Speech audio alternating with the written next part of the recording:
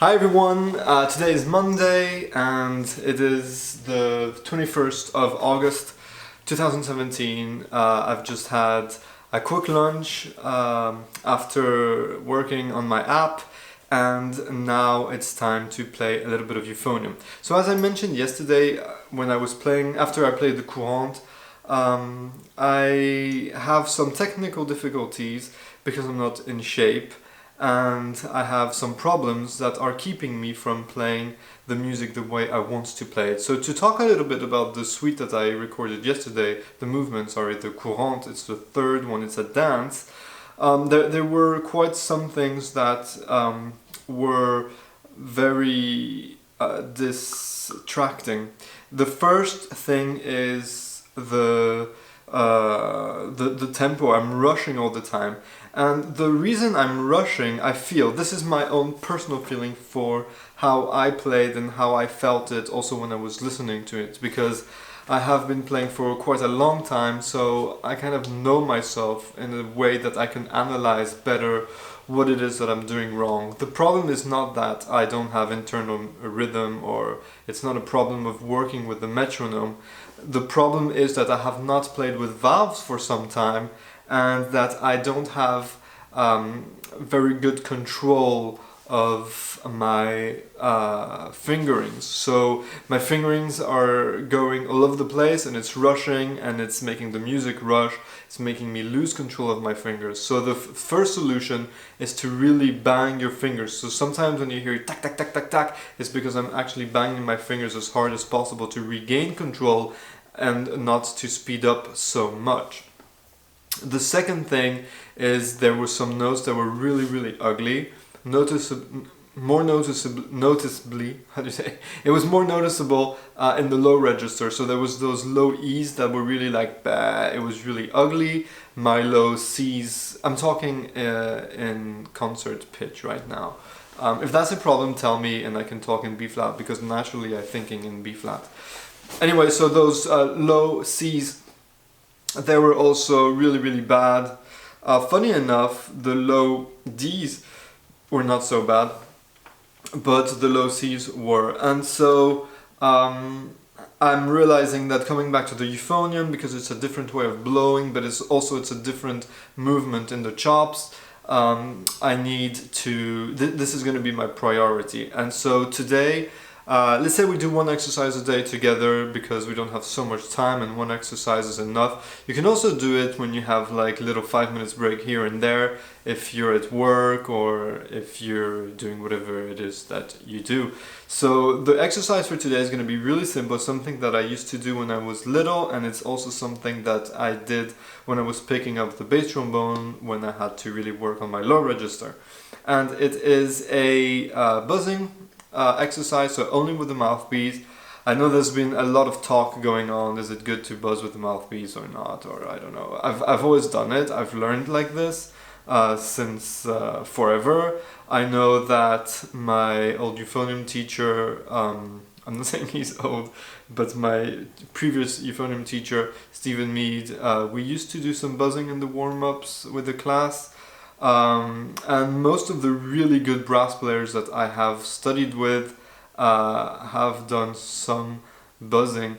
I don't know if you know this, but I used to go to New York a lot to take lessons with Wynton Marsalis, and I have a big box of mini discs from my lessons, because I used to go there for like a week or two and go to his place, and we would work together on technique. And I've never shared those MP3s, although I did at some point, I think. Not online, but to friends. So we were working on technique, and we were working in front of the mirror, and we were doing real basics. And I would just stay in his living room and practice, and he would come and check on me. And I do remember that we did used to do some buzz, and we did talk a lot about not moving. So obviously he's a trumpet player, so the embouchure is not the same at all, but it was good for me to talk with him because he has such a perfect embouchure. I mean, you see him going up and down, it never moves. And there was this big mirror in his corridor, in his flat in New York, and we used to spend some time in front of the mirror practicing Charles Collins. I don't know why I always say Phil Collins. This book, is it Phil or Charles? It is Charles Collin. This book. We used to do this in front of his mirror, and he used to say, "Don't move, don't move. I know you have a much bigger mouthpiece, but still don't move." So I've trained not to move, and so we did do some buzzing. For me, it is good to do buzzing. If you don't like buzzing, then buzz off. No, if you don't like buzzing, then this video might not be for you. But I would try it and then see if it is something that helps or not. So anyway, let's not talk too much because we don't have so much time. Let's do the exercise. So what we want to do, the goal, let's always have, when you do an exercise, always have a goal. So the goal for us is to get more comfortable in the lower register. And also when the biggest problem was not just like attacking a note in the low register, but going from up to down. And this is where a lot of people have most problems. And sometimes there are some notes that sound good, like you saw yesterday in the courante, the D's sounded good, but the E's and the C's did not sound good. So this is not really because I'm on a bad position in the low register, but it is because I am not going to the low register from the medium register or the high register in the best organic way.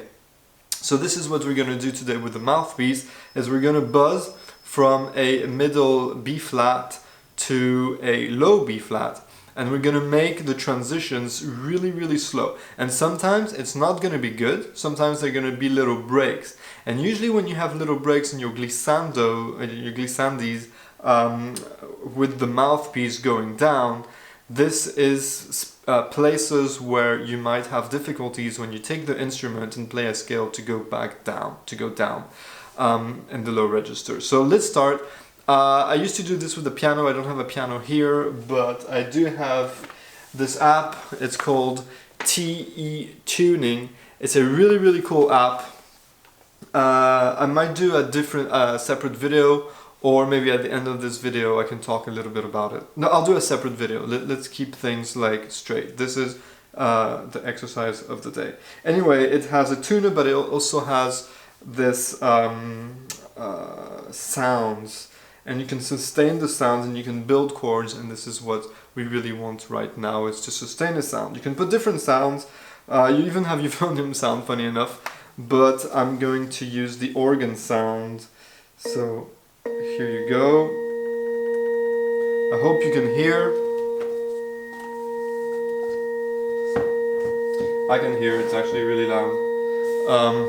But I don't know if in the mic it picks it up well. I also have a mirror in front of me. Oh hey. And I am going to practice really checking out different angles of my embouchure to not move.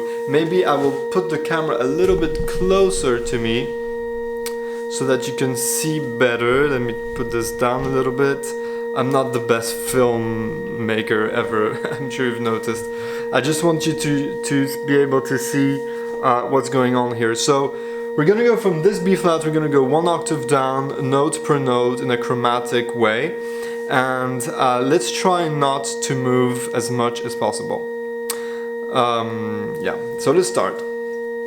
There's no tempo, there's no beat. There's only, just try to go as slow as possible. Is this better? Can you see me better? Can't answer, can you?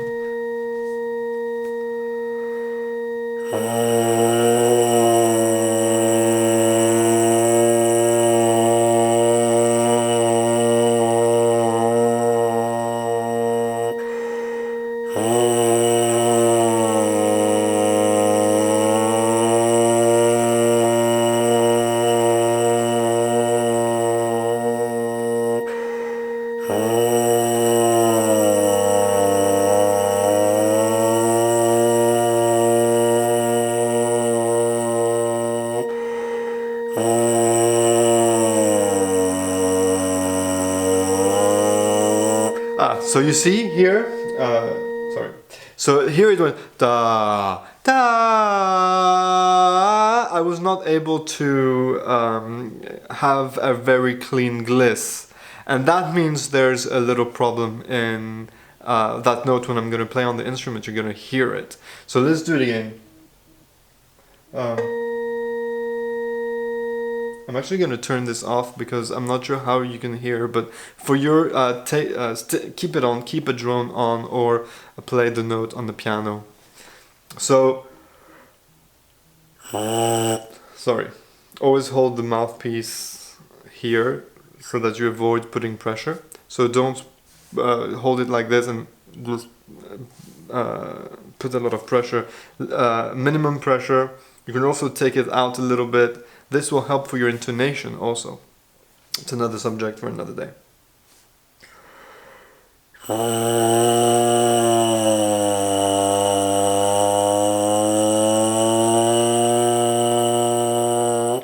This was a little bit better.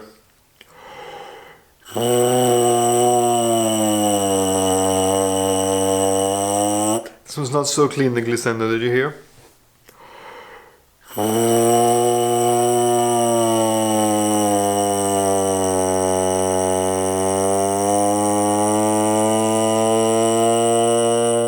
My air was not good, so my sound was not good again.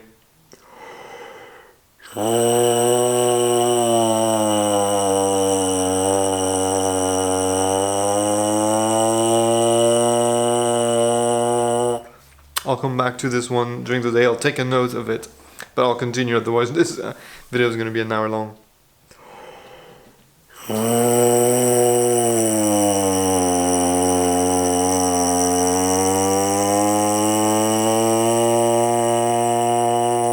So you see as little movement as possible. If I'm looking at you on the sides, because I'm looking at the little screen to check my own embouchure. I do have this mirror here also.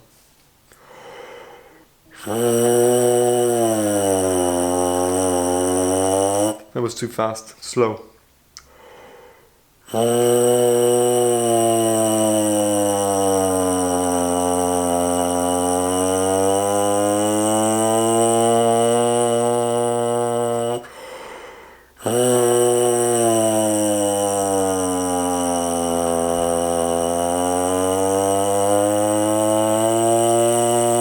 You heard?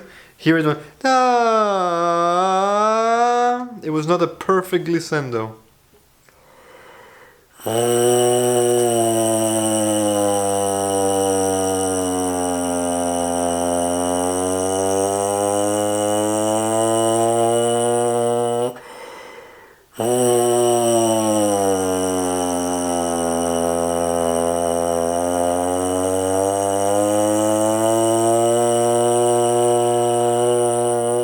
He was also not a perfect glissando, and I have this feeling that the reason that I'm having difficulties right now is because my air is not of the best qualities. So I'm taking note of this, and tomorrow the exercise will be about air. I wanted to do about fingers, but let's do it about air.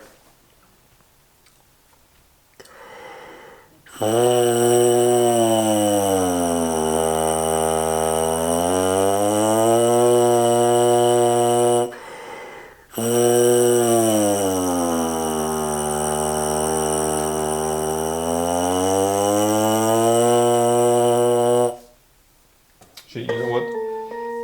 I'm gonna check with the tuner. This tuner. If you're doing a good note, I'll give you a happy face. Da! Can you see it? Sometimes I have a happy face. So let's repitch and let's go. Check on your tuner. Check that it's very in tune. The sound quality of your mouthpiece, I don't know if you can hear it very well on the mic that's on this camera, but it has to be kind of airy. It shouldn't be too tight. It shouldn't be like. It really has to be. And I don't know if you can notice, but I attack every single note with no tongue. I'm just trying to let the lips vibrate in the most natural way. Let's continue.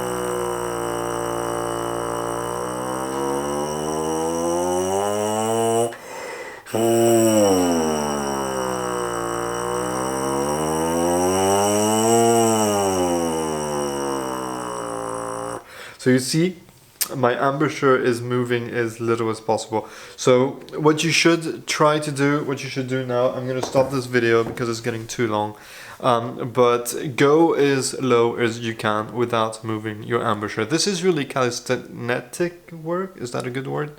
We're not trying to make the most beautiful music right now, although, you know, you should always try to make the most beautiful music. Here you can make the most beautiful sound with your mouthpiece, that's a good exercise. But what we want is something very technical, to have the good movement. Once your embouchure will get used to the good movement, then the sound will better itself in a very natural and organic way. So continue this exercise, go back up and down, do it a couple of times a day. I'm gonna do a very quick warm-up. I'm not sure that it's interesting for you to listen to my warm-up like this, so I'm not gonna film it. If you would like me to film it, then just put a note in the comment below, and I will next time. And I'm gonna record the saraband after.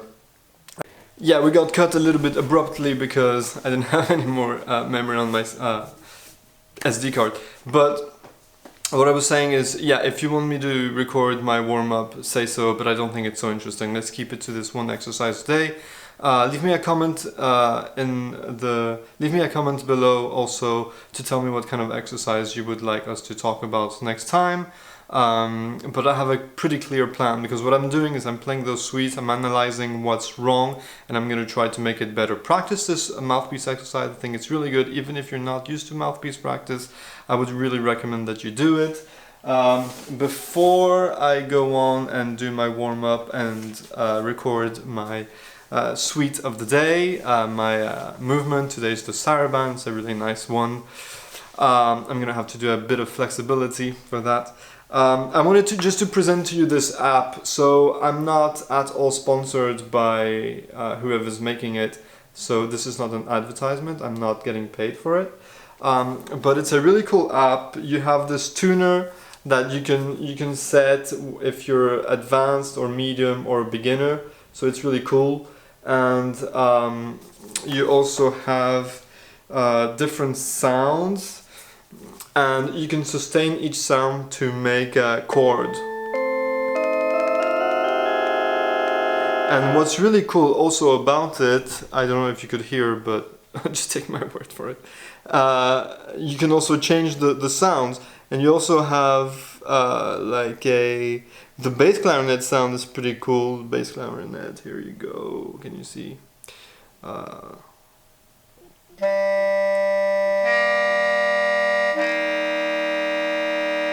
You can also choose if you want it just, temperament just or temperament equal. And you also have a euphonium sound that I never use because I don't think it's that great, but it's fun to use a little bit.